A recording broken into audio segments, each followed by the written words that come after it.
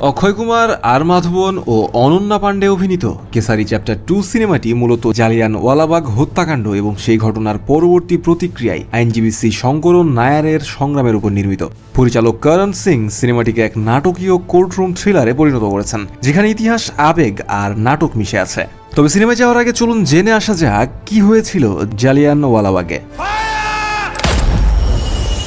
1919 সালের 13 এপ্রিল ইতিহাসের এক কলঙ্কিত দিন। এদিন বৈশাখ উপলক্ষে হাজার হাজার নিরীহ মানুষ, নারী ও শিশু অমৃতসরের জালিয়ানওয়ালাবাগে জড়ো হয়। তারা কেউ রাজনীতি সভায় যোগ দিতে এসেছিলেন, কেউ উৎসব করতে। জেনারেল ডায়ার সেই জমায়েতকে বেআইনি ঘোষণা করে কোনো রকম সতর্কতা ছাড়াই 90 জন সিপাহী নিয়ে গুলি চালানোর আদেশ দেন।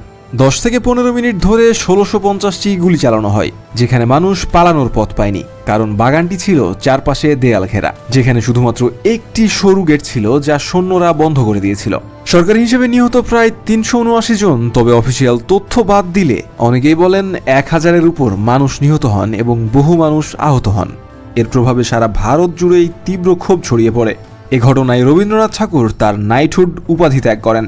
মহাত্মা গান্ধী প্রথমবারের মতো ব্রিটিশদের বিরুদ্ধে পূর্ণ স্বরাজ বা পূর্ণ স্বাধীনতার দাবি তোলেন। বহু মানুষ ব্রিটিশ শাসনের নৃশংসতা উপলব্ধি করে স্বাধীনতা সংগ্রামে যোগ দেন এবং শ্রী শঙ্করায়ণ নায়ার ব্রিটিশ সরকারের পদ থেকে পদত্যাগ করেন এবং মাইকেল ডায়ারকে দায়ী করে একটি বই লিখেন, গান্ধী অ্যান্ড অ্যানার্কি। তবে এই ঘটনায় জেনারেল ডায়ারের কোনো শাস্তি হয়নি, বরং ব্রিটেনের কিছু মানুষ তাকে নায়ক বানিয়ে তহবিল তুলে পুরস্কৃত করেন। এই ঘটনার জন্য ব্রিটিশ সরকার আজ পর্যন্ত আনুষ্ঠানিকভাবে ক্ষমা চায়নি, তবে 2019 সালে ব্রিটিশ প্রধানমন্ত্রী থেরেসা মে এটিকে একটি শেমফুল স্ক্যার বলে উল্লেখ করেছিলেন।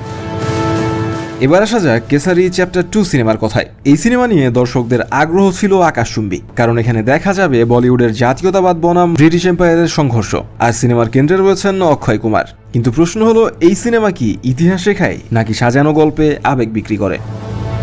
অক্ষয় কুমার অভিনয় করেছেন শ্রী শঙ্করায়ণ নায়ারের চরিত্রে, যেখানে দেখানো হয়েছে তিনি কোর্টে দাঁড়িয়ে জেনারেল ডায়ারের বিরুদ্ধে লড়ছেন। সিনেমাটি বোঝাতে চায় তিনি একাই পুরো ব্রিটিশ সাম্রাজ্যের বিপরীতে দাঁড়িয়েছিলেন, যেটা মোটেও সত্য নয়। সিনেমায় বলা হচ্ছে শঙ্করায়ণ নায়ার জেনারেল ডায়ারের বিরুদ্ধে মামলা করেছিলেন, বাস্তবে তা নয়। তিনি মাইকেল ডায়ারের বিরুদ্ধে ডিফেমেশন কেস মোকাবিলা করেছিলেন, যেটি হয়েছিল লন্ডনের হাইকোর্টে। এছাড়াও সিনেমায় ইতিহাসের জটিলতা হালকা করে দেওয়া হয়েছে।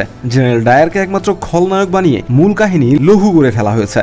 অক্ষয় কুমার যেন জলি এলএলবি মুডে ঢুকে গেছেন। অভিনয়ে সিরিয়াসনেস নেই, বরং একটু নাটকীয় আবহ। এছাড়াও আর মাধবন ও অনন্যা পাণ্ডের চরিত্রগুলো একমাত্র স্বাদ ছাড়া কিছুই যোগ করতে পারেনি। সবশেষ এটা বলা যায়, কেসারি চ্যাপ্টার 2 দেখে আপনি যদি ভাবেন ইতিহাস জেনে গেছেন, তাহলে ভুল। এটা ইতিহাস না, বরং ইতিহাসের পোশাকে আবেগ বিক্রির বাণিজ্য।